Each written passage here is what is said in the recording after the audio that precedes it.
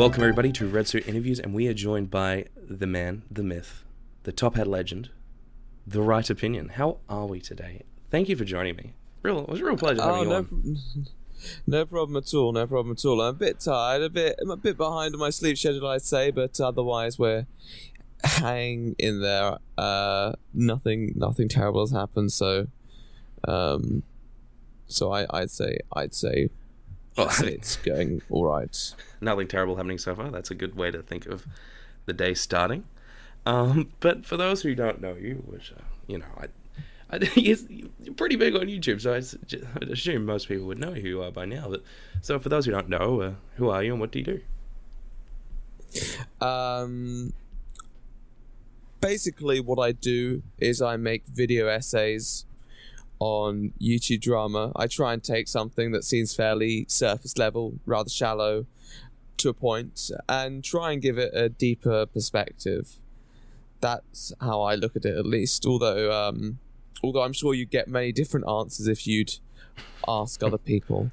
Who'd probably think I'm a pretentious twat, which is probably a bit true, to be honest. So I can't blame them. But yeah, that's I think that's how I market my content at this point, from my perspective. It's just simple. It describes it in a fairly nice, neutral way.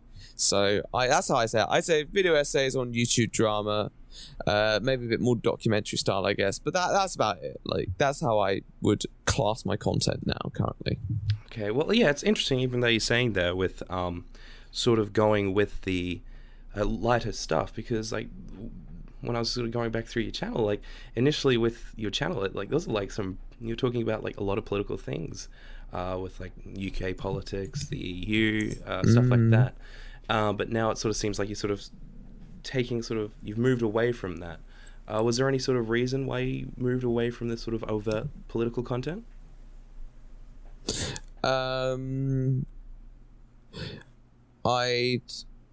I'd say that honestly, I just got really tired of it.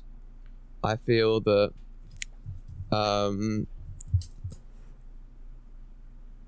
it was really exhausting, and I also felt like I actually wasn't as politically assured as I thought I was when I first started the channel. I was like, actually, I can see my politics changing in this time. So I was hoping to basically take some time off politics, reevaluate my beliefs and ideas and identity, and then come back maybe in a few years' time with a different channel. I don't think I do on the right opinion, and maybe make some more philosophical political content rather than just the sort of political content that I was making, which I felt was fairly shallow in hindsight. Yeah, and so just going a bit more in depth with sort of what you mean by that. So how have you sort of seen yourself develop from, I guess, what you were back then to where you're now, like a bit more specifically in that? I guess it's what I've been taught is just a level of patience that I need to have when dealing with certain topics, a level of removal people will expect from me, I guess, a more objective approach, which is difficult because I don't necessarily have the perspective that my content is objective. It's still like there's still a lot of like assumptions and opinions in my content, and I guess the way I approach things from a more reasonable, calm and less reactionary angle does resonate with a lot of people, and people appreciate that. But I try not to make people like confuse that with me having, well, the right opinion, because the name, of course, is meant to be somewhat ironic and self-aware, and sometimes I do get the comments that say, oh, you know, right opinion, why would you call yourself that? Opinions can't be right. And then people say, oh, actually, I think you do have the right opinion a lot of the time. So it's a bit of a conflict on occasion, but I try and basically just present my content in a more reasoned, calm and rational fashion. And I think a lot of people appreciate that. But I guess that's how yeah, No, I get what you're see that. saying with that, especially. And so, even going and looking to, when you said going and looking to do a new channel in the future, is that sort of, have you made any plans for that, or is that just sort of something you're thinking of in like a sort of long term goal attitude? Um, it's a long term, I guess, a long term project. That's how I would approach it, at least. It's it's one of those things. I just want to get there in the end. I want to have time to realize my political beliefs to a decent extent, so that I can use that as foundations for possible content that has some productive discussion. And that's the problem with politics, especially right now. It's very polarized, and in a way I understand why it is, but at the same time it can be really volatile and really mentally draining. And if you don't handle things with the level of nuance that people seem to expect you to, then it can get quite sticky. Yeah, I get what you're saying with that, especially, and like from your Twitter profile, like especially like you're not sort of like hiding sort of your political, like what you believe in, essentially. Like, uh, do you feel especially with like the political discourse with, I'm not too sure how familiar you are with like recent sort of left wing drama or in like the lefty communities, especially. Uh, does it encourage you or discourage you from sort of going into the political space?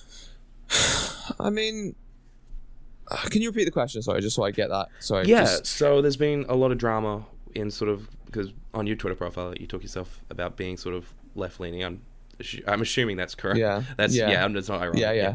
Of course. Um, yeah, and obviously there's been a lot of drama in the sort of the bread tube or left wing community. I'm sure you probably know. Uh, Yeah. and I'm just sort of wondering, has this sort of either sort of put you off or maybe motivate you a little bit in going into the political space? Well, for me, I guess the recent drama is difficult because it's a lot of people who eventually realize that sometimes these experiences that they have won't necessarily completely line up with the ideas of thinking that may be suiting other people, and that's okay, especially like particularly with the sort of gender identity discussion. It's a very complicated thing. I think in a way that even though I think the problem is not necessarily that there's this huge drama. I think a lot of the large creators, there is some sort of, I guess coalition in a way where they work together. They probably don't agree on everything, but they do work together. The problem is that fan bases, it's always a problem. It was a problem with the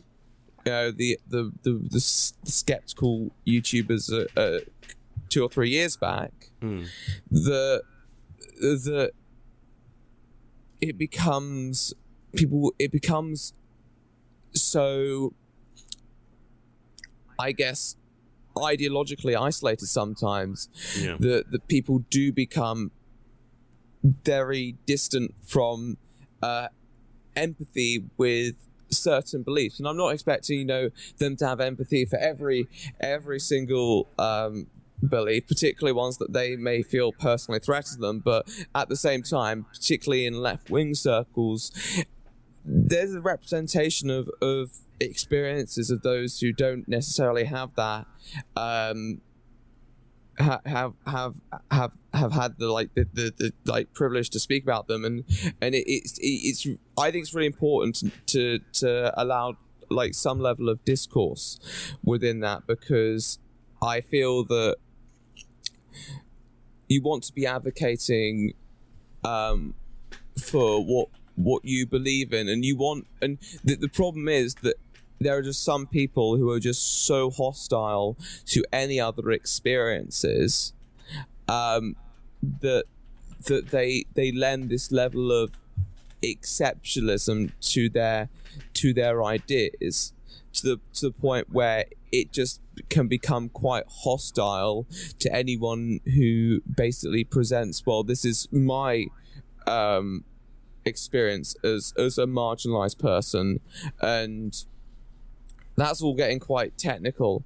But as for how that's affected my view, I mean, there are some topics that I have never felt particularly comfortable involving myself in, not because I don't believe I shouldn't have an opinion on those things, but because I personally feel that I would need to educate myself a bit more before developing a clear, constructed opinion, and something that would take genuine, like, a lot of academic reading, which I haven't had the time to get round to yet.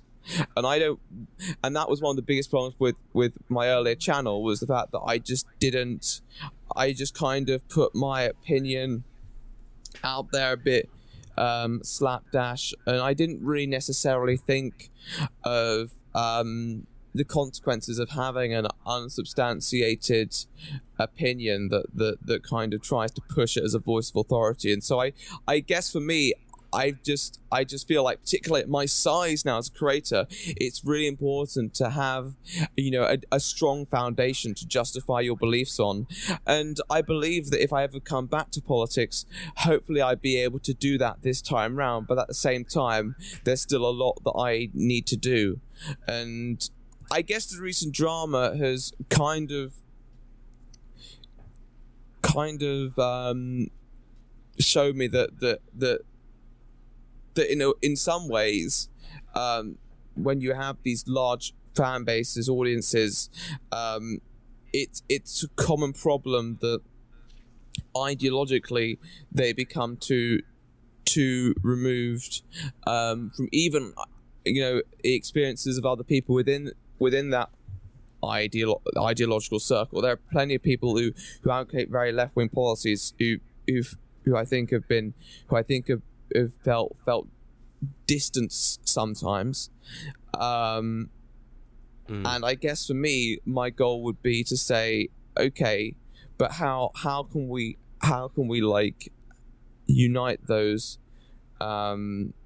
perspectives and well, not necessarily, because you can't unite all perspectives, but how do you present like a more malleable version of the sort of ideology we want to like stand up for. Yeah. And right now I'd say that's my concern. It's that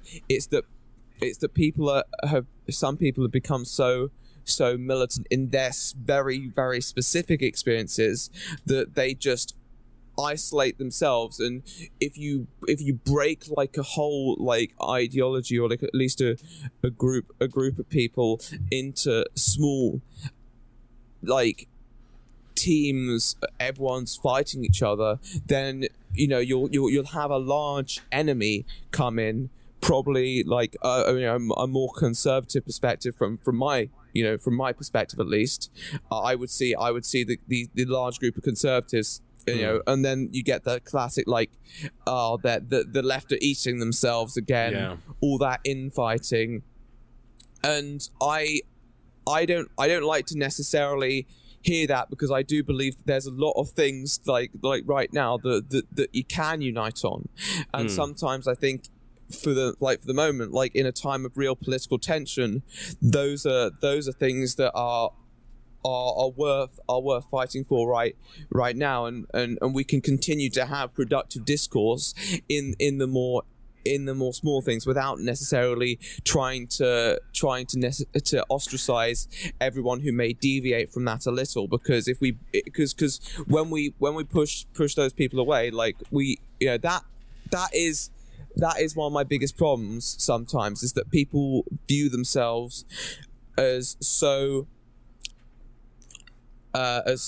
completely like superior in the experiences that have created that identity, that they will try and like they will try and like gatekeep to the length that they won't even let like other people who might even be like having like similar experiences in, and we don't want that. You know, it's important to make sure that you don't let like the grifters in and people like that who are just gonna like take advantage of that. And you know, it's important to have a level of reflection and an idea of where you want to be going, but at the same time we also have to accept that you can never create, you know, this ultimate ideology that's just united in every single policy ever. And and it's okay to have discourse within that while still creating like a strong set of philosophies with a decent mandate. And so I guess for me that would be the aim of my channel at this point, if I was to start it right now, though I'm not. I don't know, but recently I guess the sort of drama that has happened, I don't want to overplay it because drama always happens between these in these communities, particularly political, is that I guess I just try and say, okay, well, what can we unite people on ideas, underlying philosophies that can help lead us to the discourse within these more specific policies. And that's what often I've tried to do with my own channel right now. For me, YouTube drama is a bit less morally stressful, and it has allowed me to develop my critical thinking without, you know, saying something really bad and then thinking, oh shit, I really should, you know, reanalyze what I said. It you know, going into politics is going in the deep end in many ways. So for me, YouTube drama was a bit it just gave me a bit more room to develop the sort of gauging like what how I should present my points, structuring arguments and respecting people at the same time, and for me to then go back into politics and try and create that sort of structure there too. And that's how I wanted to kind of go about it. I enjoy politics in many ways. I think it's really interesting. You know, I love to have discourse with my family and friends and so on about it. But at the same time, if you make a YouTube channel around it, particularly one that might get loads of subscribers, that's a lot of social responsibility you have.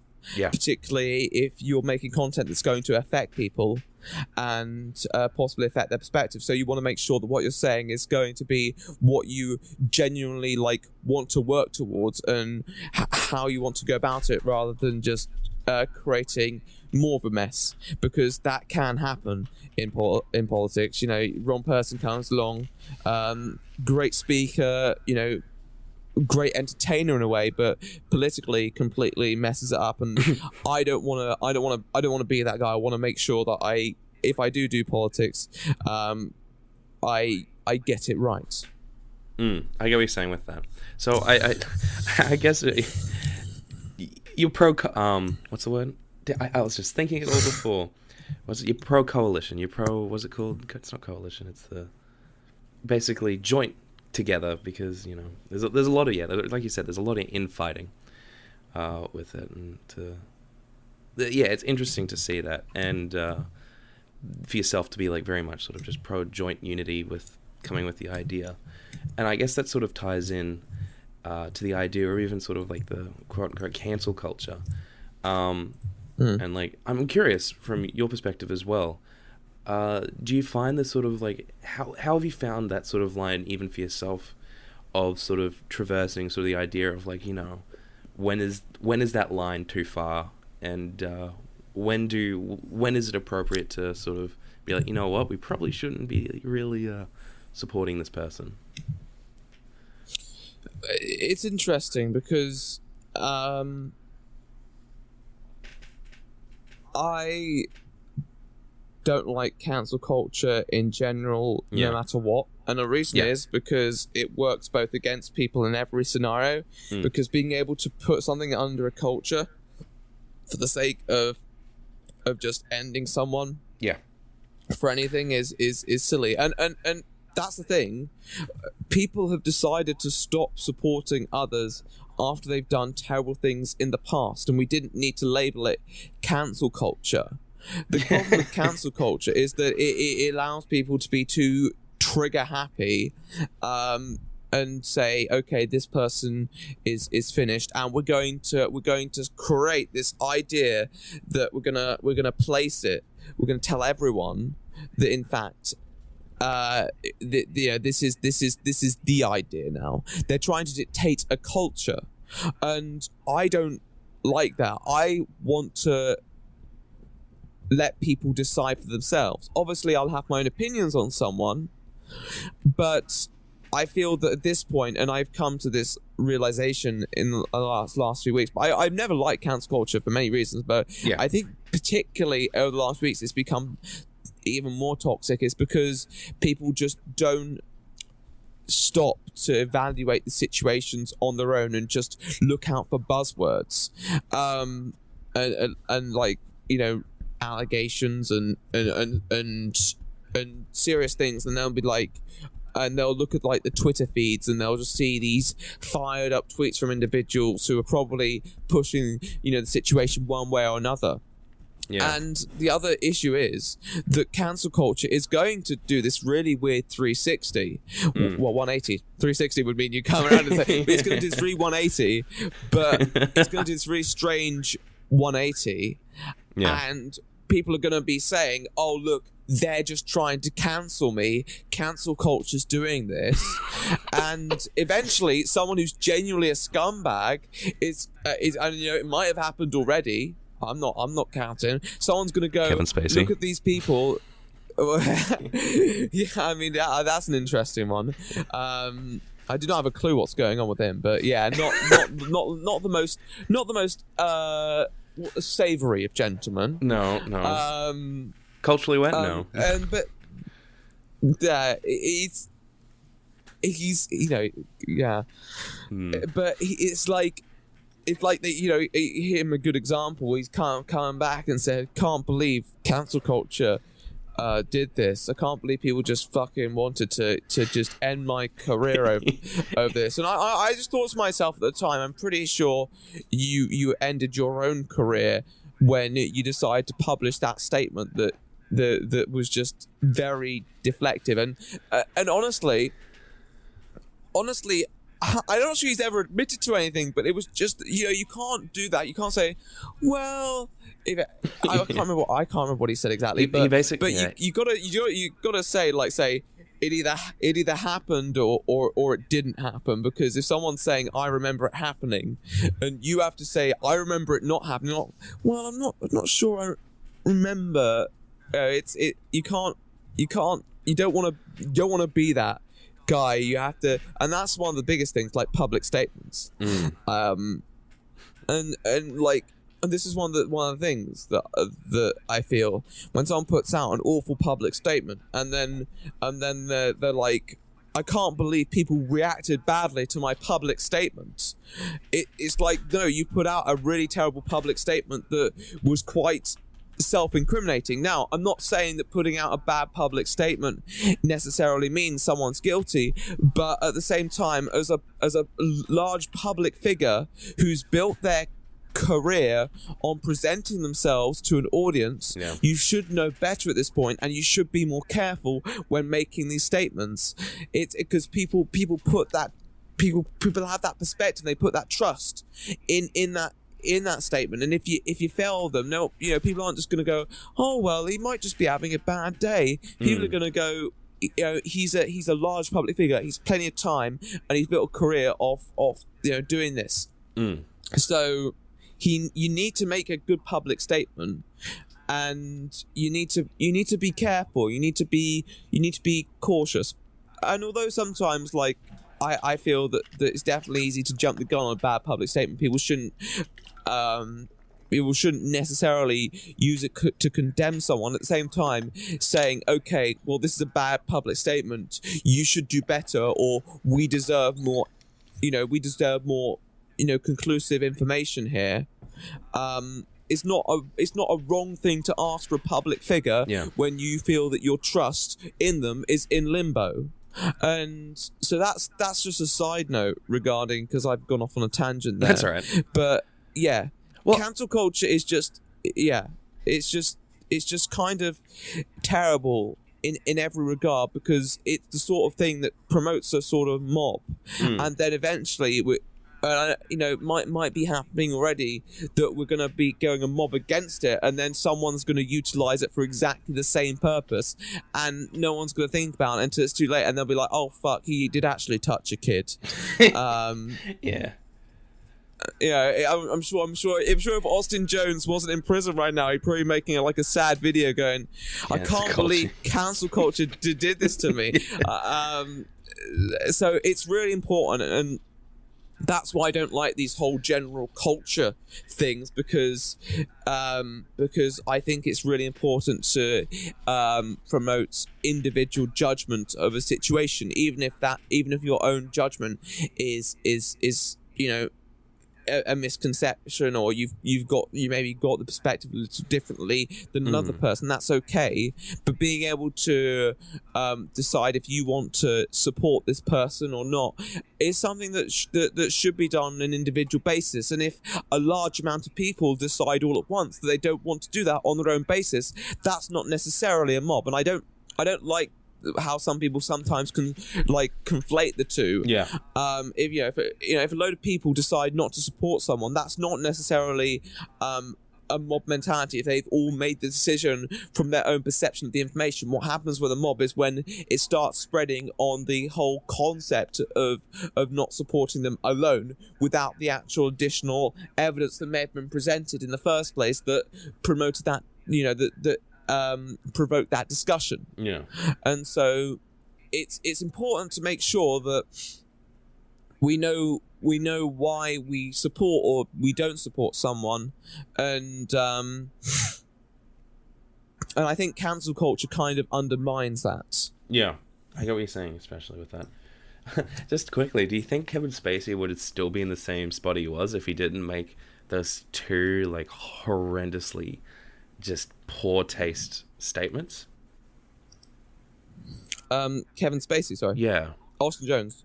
Sorry, no, I just literally switched off for a moment. I'm very tired. That's all right, no problem. Kevin Spacey. I don't know. The thing is, it's weird to me. You have someone come forward making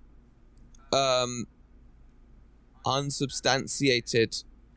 They were unsubstantiated allegations at that time. I don't know what's on right now. I know he was arrested, but I know he was released. Yeah. I think he wasn't. I don't think he was found guilty of anything. No, what happened was the claimant refused to hand over their phone with the video on it, probably because they had some other stuff they probably didn't want police seeing on it. The video was real. It was just he didn't want to hand over his phone, so they had to release him with insufficient evidence. Well, I mean that's fair enough, but if you can't,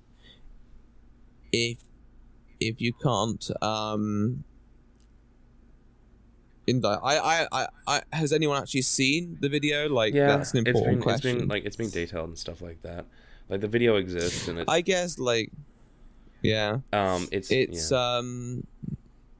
one of those things. It's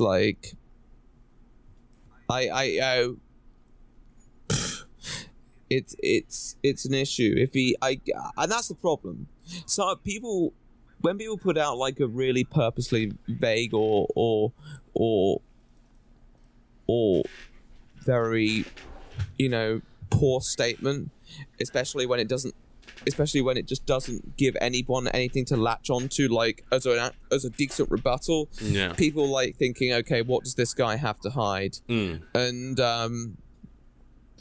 And I think it's important not to necessarily forget those hackneyed statements, because they might sometimes reflect the fact that there is something going on behind the scenes that there's that probably needs to they probably don't want us to know about. But at the same time, you have to be considerate of the fact that they may have just put it out from a very strained mental state. But I also think that as a public figure now, people have to be more aware that people are going to judge those things, and I don't think you can put it on the audience for judging you negatively, or even like taking the piss if you put out something really like terrible statement that just pushes your guilt further. I think turning around and saying, actually, it was your fault that you took it that way. I think that's a really like I think that's a really I guess it's the sort of denial of responsibility that's not what I want to see from someone who should be aware of the influence that their content in general has over people. And so for me, I guess if I guess it is somewhat suspect that Kevin Spacey's put out these two. I mean, it was the first one was really bad. I can't remember exactly. Yeah, he basically was like, I was drunk. I don't know. But you know what? I think it's time that I come out, guys. I'm brave. Yeah, I know. That was really bad. That was so bad. And his second statement was just, I mean, it was just menacing. It was quite worrying, to be honest. It came out for us on Christmas Day, and it was the best Christmas present I could have ever asked for. And then that same day he released it, he was arrested. It was timely. It was just it's just disappointing. But I guess I was actually coming to this to talk about your channel, but we got I was very curious about those other things, and we got a little bit sidetracked there for about half an hour. But you know what? I'm very curious. How did you initially get into starting your channel and getting into sort of doing your video essays?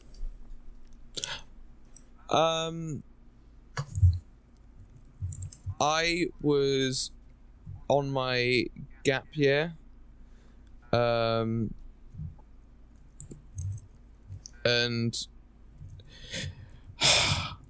I felt that I needed to do more than what I was currently doing, and I wanted to be more productive, and so I started up my YouTube channel as a little side project before I went to university.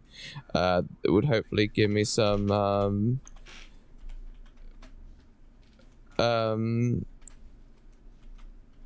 it was just one thing that I wanted. I was just hoping that I'd be able to I don't know, do something a bit more with my life at that point, because I like to stay productive. It's something that I've always done. I was just a bit kind of lost at that stage. Yeah, I get that feeling. And so I started the channel. Then video essays was a decision that I made after a long time of just making the short content, and but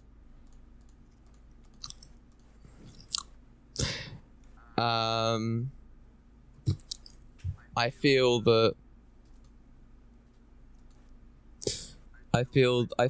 at that stage I needed to give people a reason to watch my videos, and I felt that I wasn't making something that was defined or unique enough, and that wasn't giving people like a motivation to come back for my content. So I was like, well, we're changing it up. We're doing something longer. We're doing something more in depth. And I want to give the people something that they're going to want to come back for. So that was my mentality. So both of those were basically, I guess, shifts in my perspective that caused those decisions. Yeah, I get what you're saying with that. Yeah, it's hard, especially when you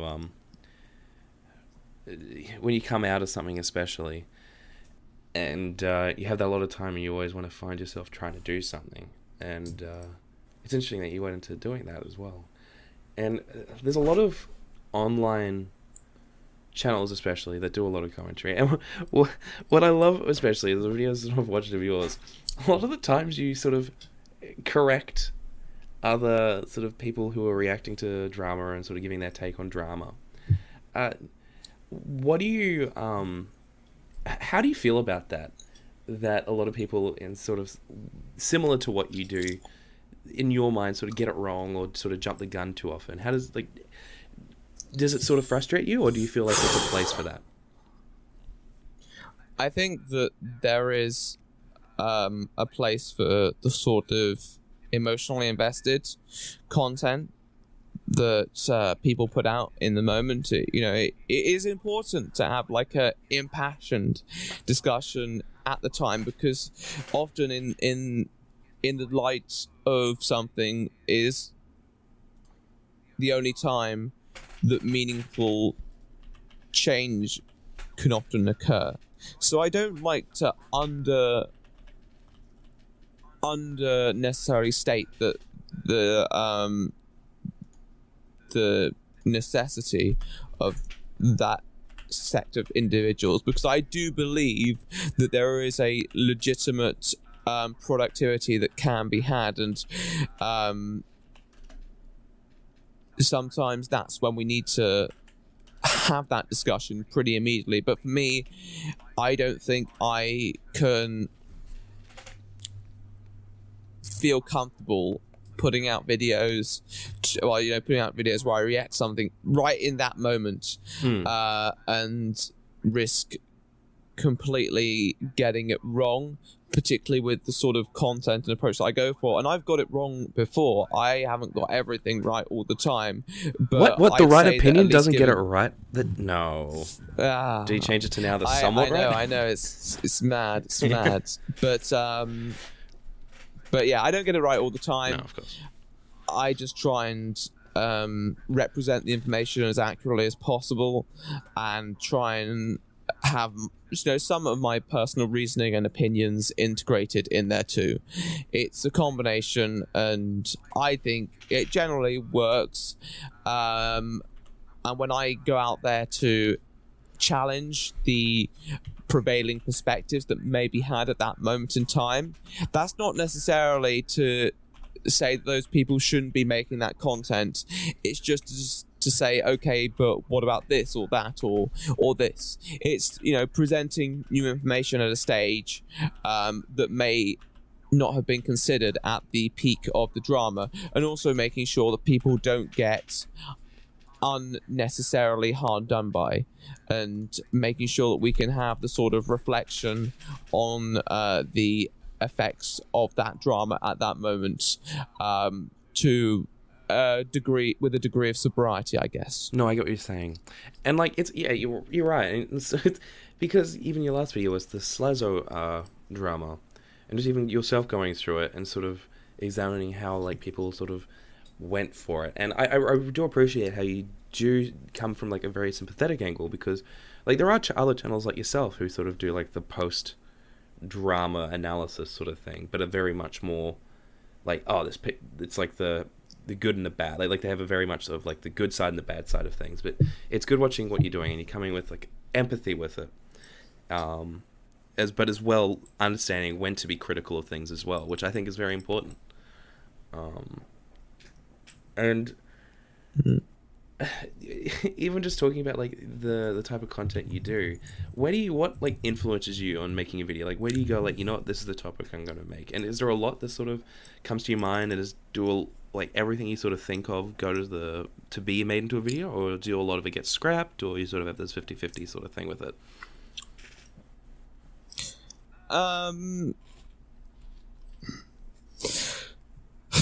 I don't know, it's an interesting question. I guess I just do what I feel like at that point in time, and I just sometimes if I get an overwhelming amount of requests, then I'll cover it.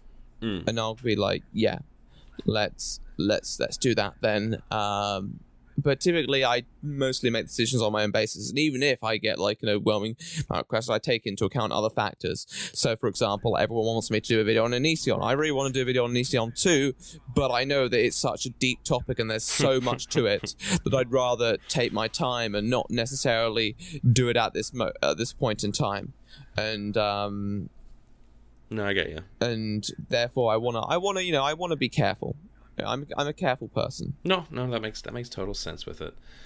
And I know we touched on sort of a future goal of doing the political channel, but is there any other sort of things you want to do in the future as well? Like, is there any types of content? Yeah. I mean, obviously, I'm going to start a podcast soon, and I would, I'm looking forward to that a lot. But there are some other things that I'm going to do, but I don't want to necessarily spoil them. No, I understand. Because well, you know, I like to keep everyone on their toes, but there are some new projects in the works that I'm enjoying working on currently. Though it's going to be a little more work to set up. It's just I need to get into a general rhythm. No, I understand with that. And a lot of people who I've talked to are very self-critical of the content they make, and I'm just sort of wondering how you sort of feel about the content you make, and what sort of makes you proud of a video that you do. I'd say that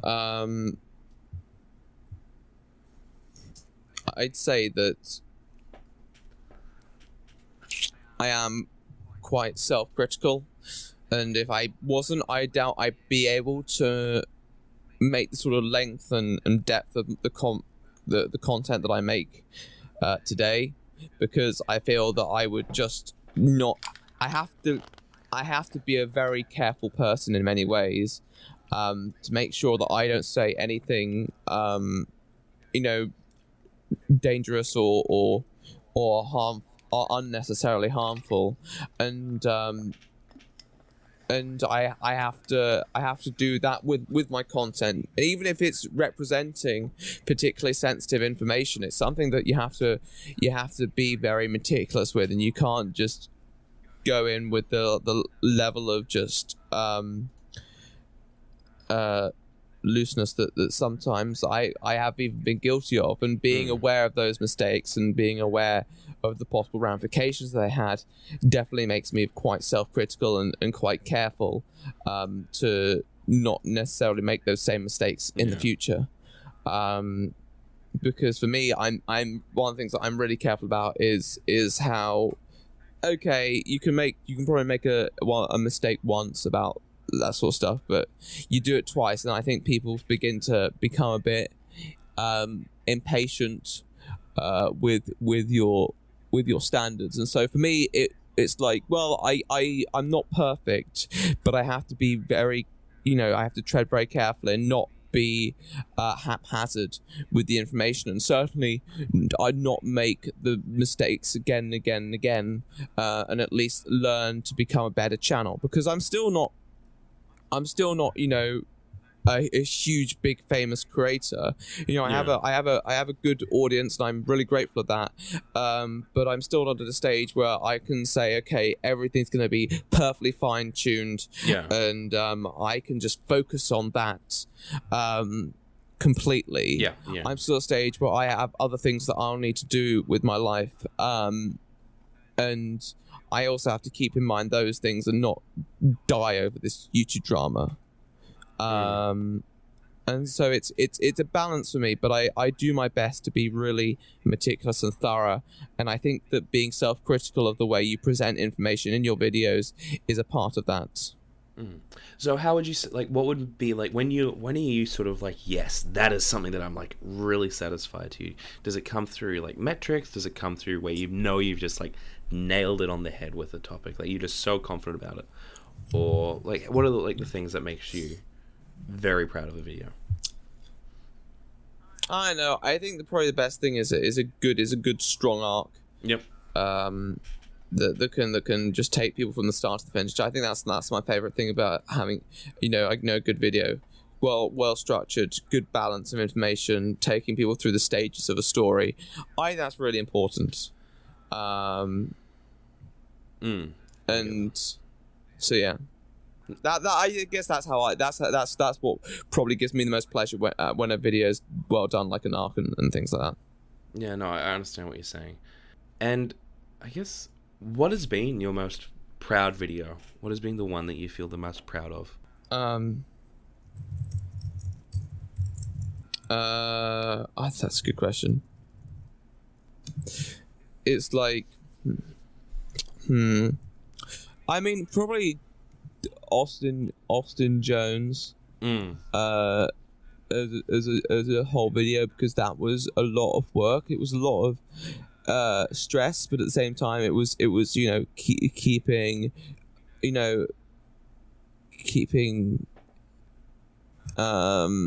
You say like keeping like a Yeah. strong story, or keeping a strong story, but also being able to remove yourself from all the emotional investments that might come with it. And I become emotional sometimes. Yeah. I'm an emotional guy deep down, but being able to present the information in a tone that entertains individuals, while keeping them aware of the very serious repercussions that this person had. Yeah. I think that's the balance that I always strive for, is making my content entertaining and interesting and engaging, while still being able to have like a certain seriousness about the topic. Yeah, no, definitely. I get what you're saying there, especially. And were you worried initially putting that video out? Yeah. Oh yeah. That sort of thing's always really tense. But I was confident by the end that I'd got it down. I mean, there was still a problem with the video. There was one of the things that really annoyed me was what was it? There was like this high pitched sonic noise that comes in at around the 35-minute point, and a fair few people noticed it, and I was just like, fuck's sake. Yeah.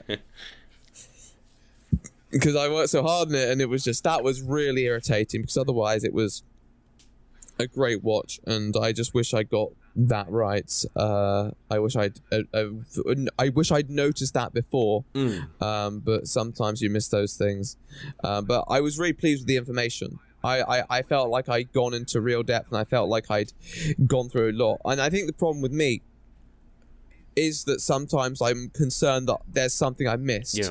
There's something deep down in the interwebs that hasn't surfaced that I could find myself, and that has happened before. And I've just been like, I should have found that.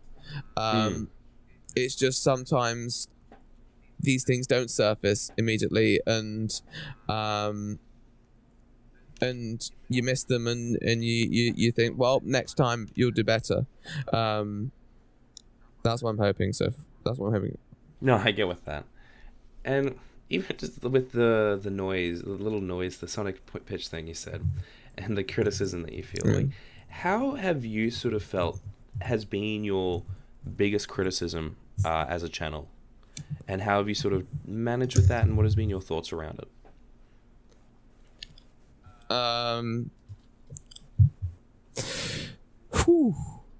No, go again. Let me just process that for a moment. Yes. Sorry, I'm just need to. That's all right. It's what have you felt has been your biggest criticism as a channel, and how have you sort of not necessarily, maybe you've tried to rectify it, maybe not, maybe you find it valid, maybe you haven't, but how have you sort of looked at it, and have you made sort of any changes with that, and how have you sort of seen yourself from that criticism?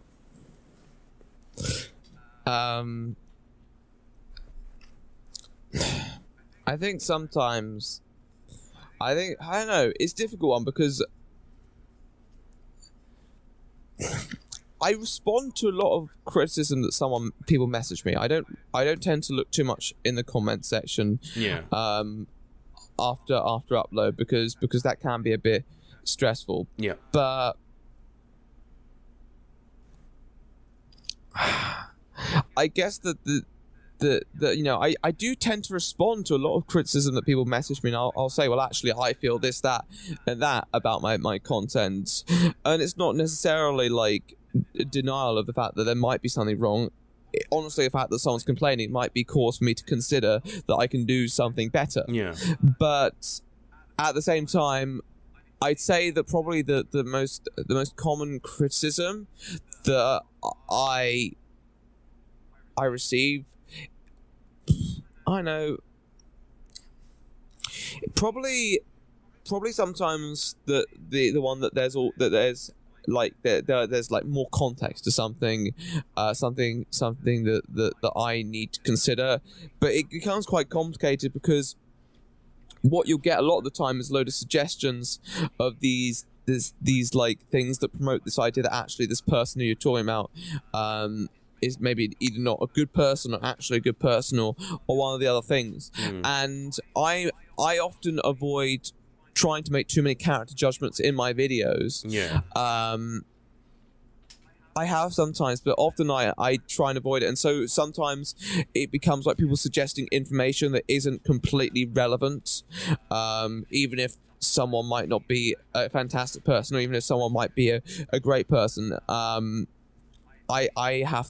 looking at the specific criticism they're receiving at that point in time, and I'm trying to generate a perspective on that, and therefore I do need to be careful about any character inferences that I promote in the future. Maybe that's something that I need to be more aware of, but that's probably the thing that I receive the most. But that's the thing, like you can't just go through someone's entire life story and make a moral judgment on that.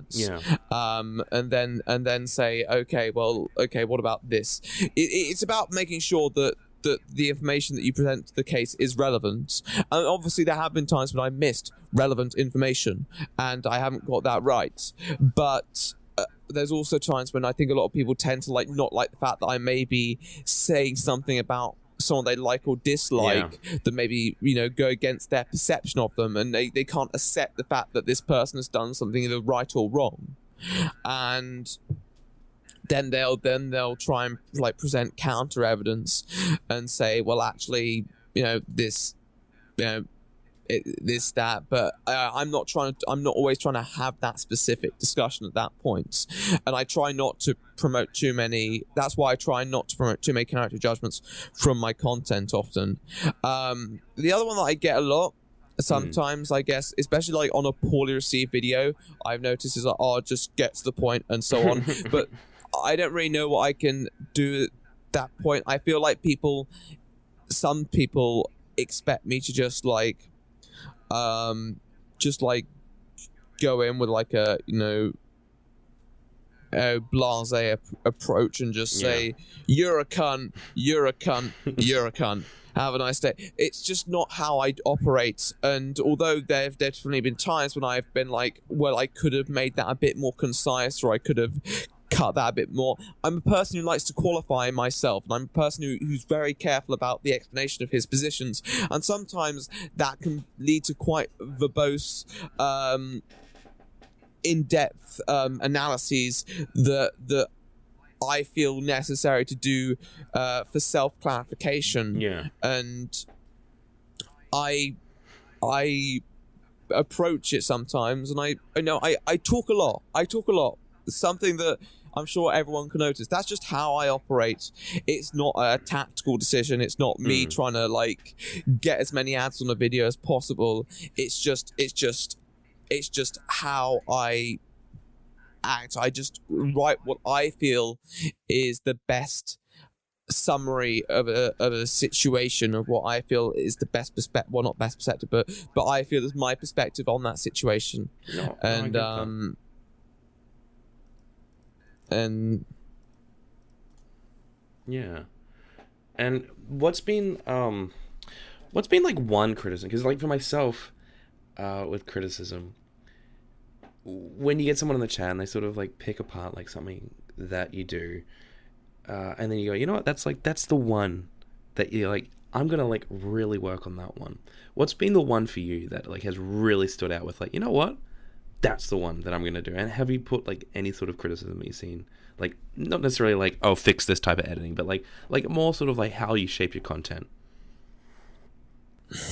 I'm not sure exactly what you mean. So has it been has there been any criticism that you felt very is it what's an example of any criticism that you felt has been for yourself that you've tried to sort of work towards and fix?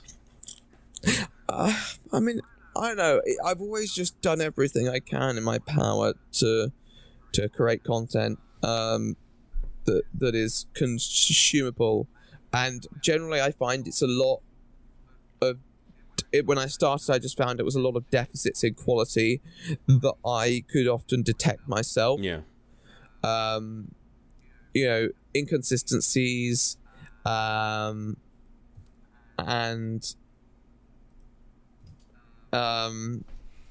stuff that didn't make me feel comfortable with my content.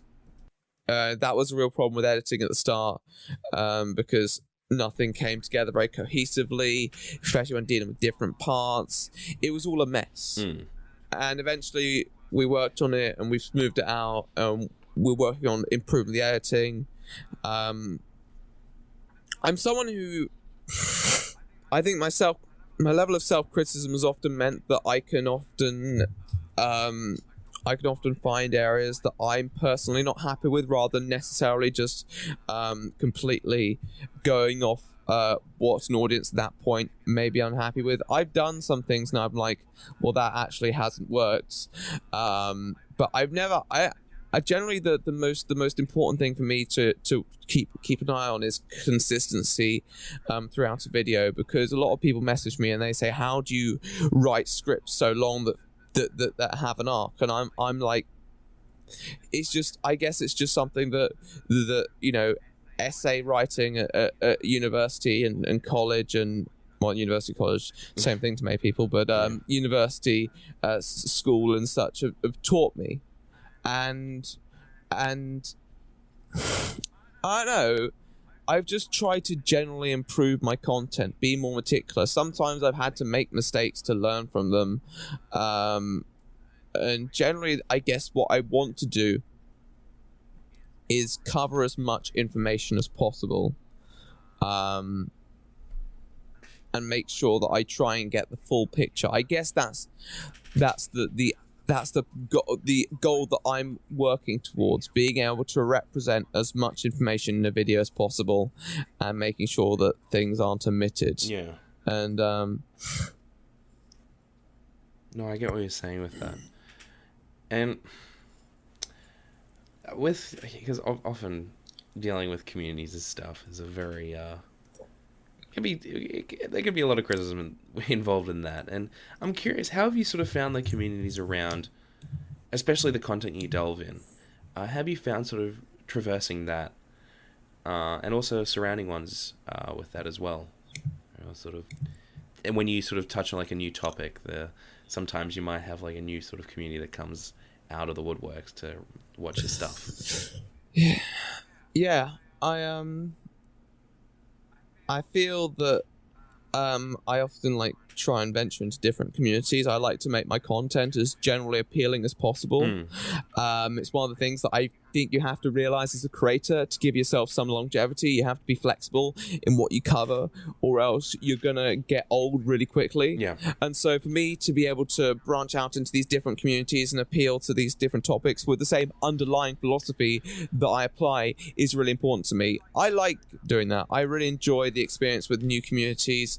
I like interacting with people in those communities. I like discourse. I like conversation and I generally find it productive. Sometimes there's certain communities that I'm fairly careful to go about, because there are some things that I may not necessarily be aware of, or things that I may not necessarily cover.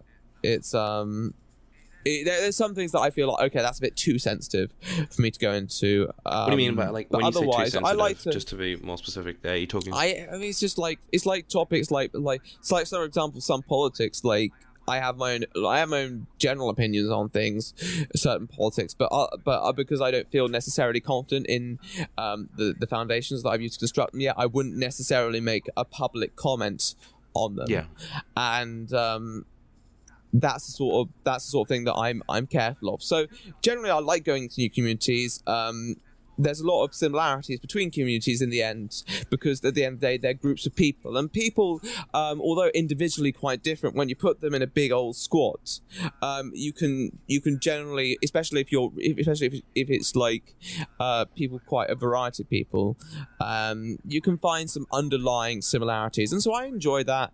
A lot of people aren't unreasonable. There are some people who have definitely been more stubborn than most, but generally I find that you reach out to someone in the right way, and they'll hear you out, and that's the general impression that I've received myself as well. Yeah. And I get that. Like, it's interesting that you pointed out to like the communities of being very similar to each other, and like that's an interesting point. Is that yeah? I think when you sort of go through, you do find that sort of similarity between people. But I'm curious, what has been? I don't know if you really want to go, but like, what's been like the most sort of like toxic one that you're like, you know what, this ain't for me. You know what, I'm gonna steer clear of this one. Um. And you Oh. can't say pedophile community, okay? That's Oh. the ones you gotta. That was an easy one. Yeah. Yeah. Yeah. I've been careful about, I guess, the one that has interest. That I've received a lot of requests for. The one I haven't quite covered yet, like in depth, is the furry community. And it sounds silly because furries, people who dress up in No, anthropomorphic suits. So definitely. it seems weird, but at the same time, it's just like it is sometimes a community of people who quite unique and honestly I feel that there's a real topic in it. Well, I'm more curious topic. about like, sort of with my question is sort of being more sort of like toxic. Is that sort of what you're going with that one? I'm not too sure. I mean, I guess for me, it's just it's a community that does have that is really, I don't know how to explain it, but it can be quite I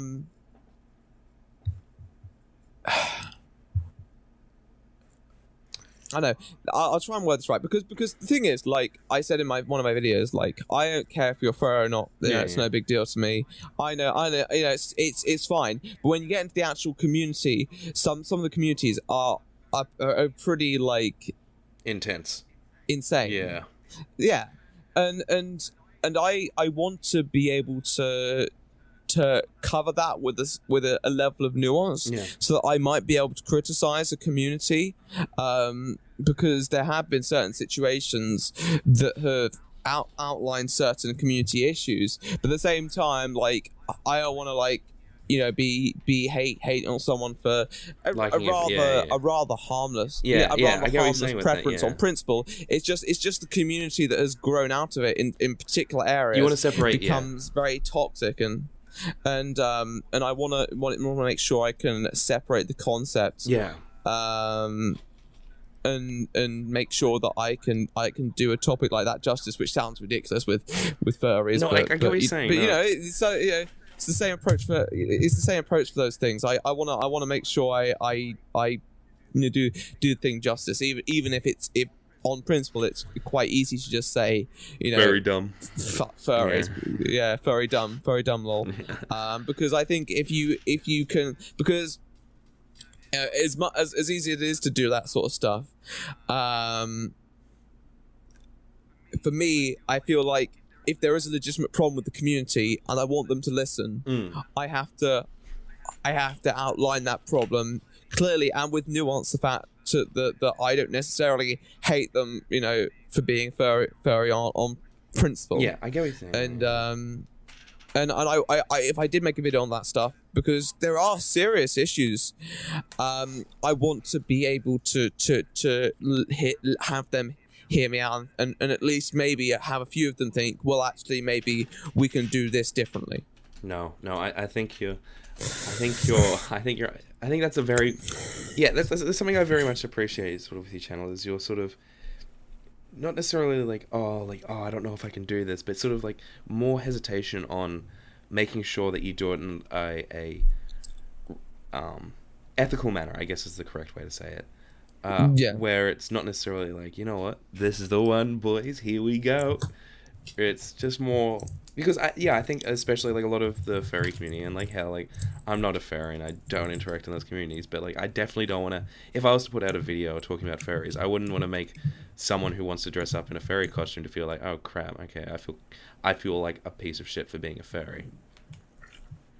Well, yeah, I know it's weird because I feel like a lot of the time the people who become like furries are do it in places that, maybe they feel socially excluded from their Yeah. cliques and so on. Maybe they don't. And I don't want to necessarily be the hostile voice that ostracizes them more. I'd rather say, okay, you do that, but at the same time, I feel like there are some things that maybe need to be approached differently in the community, and I don't want people to just think, oh, he's just another hater.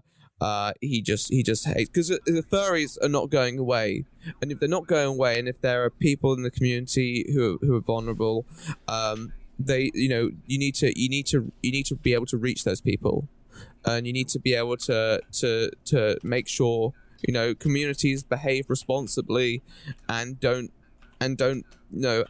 have like these huge situations that actually could perceptively cause a lot of harm. Yeah. No, and I think that's very good, and I think that's where we can wrap it up today. And I guess thank you very much for coming on and talking. It's been a real interesting conversation, and I very much appreciate sort of what you brought to the table here. And for those who don't know you, which I doubt very much, who's what people watching this won't know who you are, but for those who don't know you, where can they find you, and how can they support your work?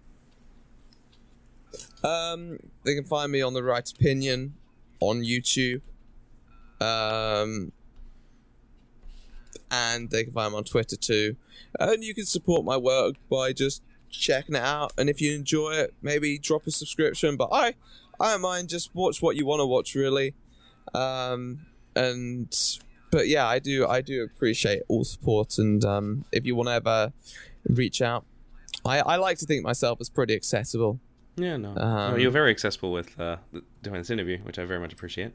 There wasn't red tape or anything like that involved, so that was good. And yeah, anyone also support his Patreon. Get to that £1,000 goal mark. Yeah, I know that would be lovely. Yeah, no, yeah, I bet it would. But anyway, for those who want to know, go down, check the links down below. All this stuff will be there. All this social media and links to his channel and Patreon will all be down below. And if anyone else wants to check out any stuff I do, social media links, other links, stuff like that, Patreon will all be down below as well. But thank you, Mr. The Right Opinion. No problem at all. For coming on. It's been an absolute pleasure talking to you.